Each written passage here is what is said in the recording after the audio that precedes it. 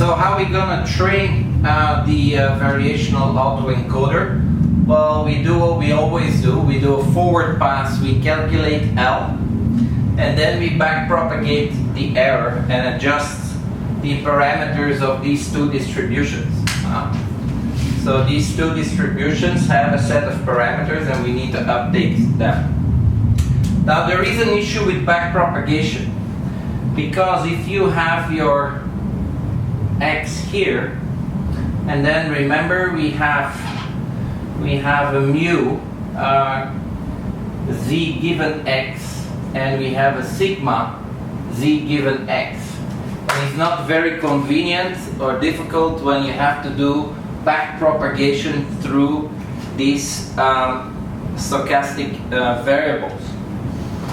So the solution is to take the stochasticity. The solution is to take the stochastic character out of these two and define a third variable, epsilon, that has the stochastic character of these parameters.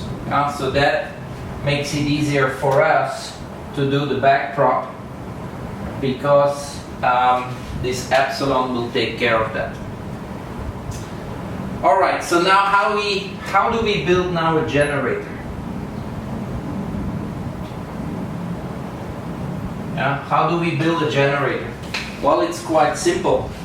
You select the prior Gaussian here and you just delete the encoder. So basically when you drop the encoder, you have your generator.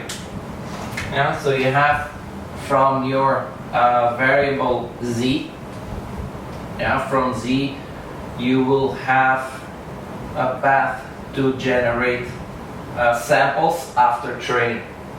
First, of course, you need to train the network, and then you can generate and forget everything about the input. So you forget about this, and this you make Gaussian.